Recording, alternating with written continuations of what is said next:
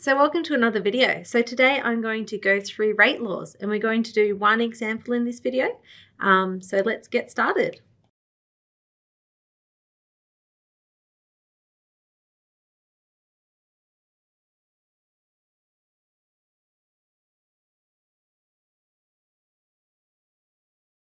Okay, so this is the example we're going to go through today. So this one here, we're looking at bleach, and we've got the OCl minus anion, the I minus anion, and we've got the initial rate data when those experiments start.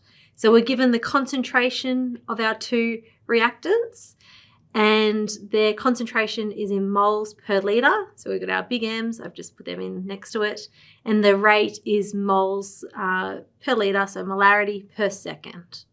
So we've got all that initial data. So we've got it on our table. We're going to look at the data and we're going to assign, first of all, the order for this reaction.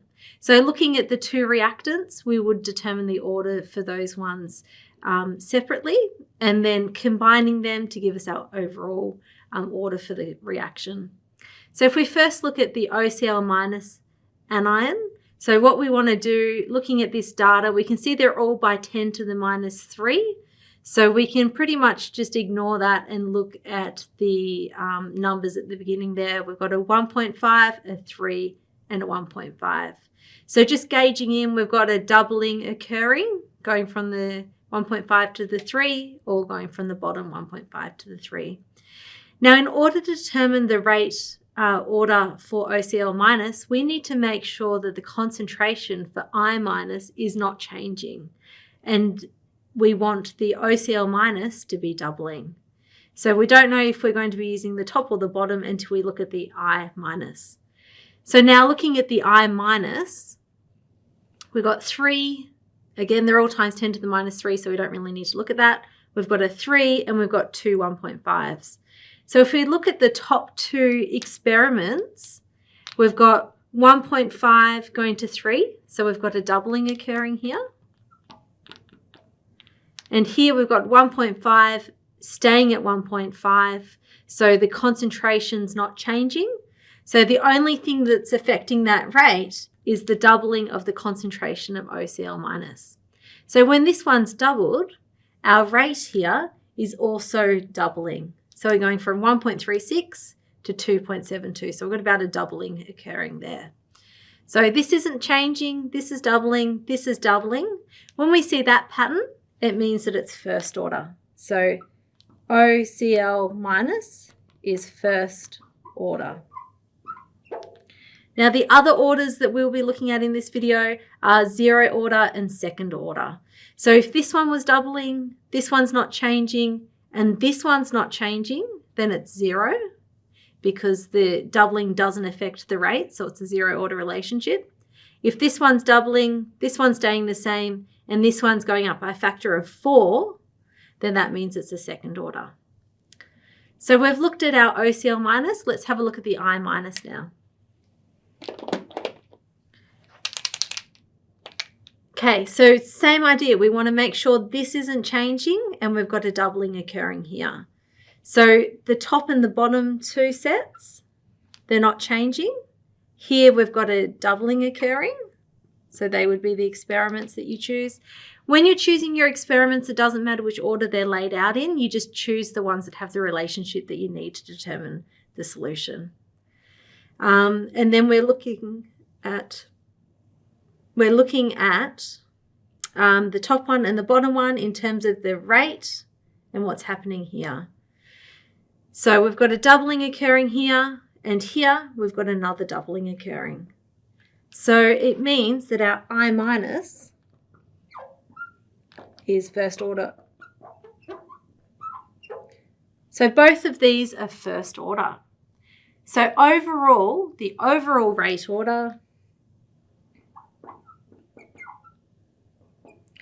first plus first equals a second.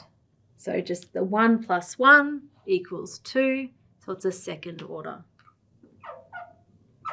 And this is our overall.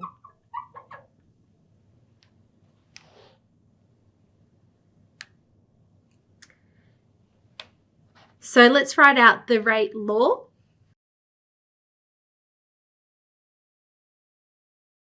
So our rate law would be the rate equals the K, and then it's the concentration of OCl minus to the power of 1 and I minus to the power of 1 because they were both first order. Now what we can do now is we can solve for K so that we can write the full expression with the K value in there. So in theory, you should be able to choose any line of this experiment and plug it into your rate law and solve for K because you will determine the rate and the two concentrations, and your unknown would be K. I normally go for the first one, so let's be a little bit tricky and just go for the bottom one here to go against my norm. So I'm going to choose this line here, this whole experiment, and plug it in. So the rate equals, so this is the 2.72 by 10 to the minus 4 equals the K that we're trying to determine. And then we've got the concentration, which is 1.5 by 10 to the minus 3. And we've got 3 by 10 to the minus 3. So solving for K,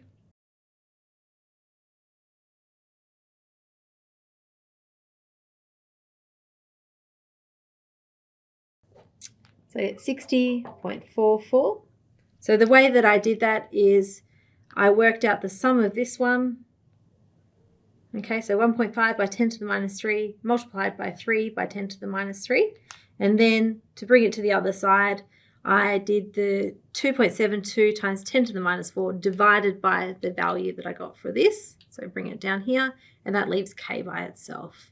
So I didn't write that out because that's pretty simple algebra there. So ending up with K equals 60.44 or 60, and it's M minus 1, S minus 1 for the units there.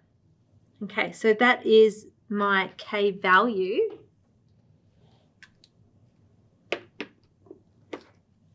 So I can now write my full expression.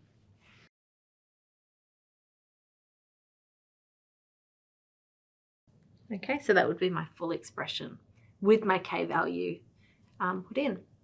So now I want to do an example. So I want to use this rate law that we've determined, and I want to work out what the rate is when I have these conditions. So OCl minus is equal to 2 by 10 to the minus 3, and I minus is equal to 5 times 10 to the minus 4. So now these are my two values that I'm going to put in, and I've got my K value there, so then it should just give me the rate. So therefore my rate equals 60, 2 by 10 to the minus 3, 5 by 10 to the minus 4. I'll pop that in my calculator. So if I put that into my calculator, I get 6 times 10 to the minus 5, and it's the same units as we had before for the rate there. So that's how we do this one here. So it's just a little example to get you thinking about rate laws. And thank you very much for watching this video, and I'll see you next time.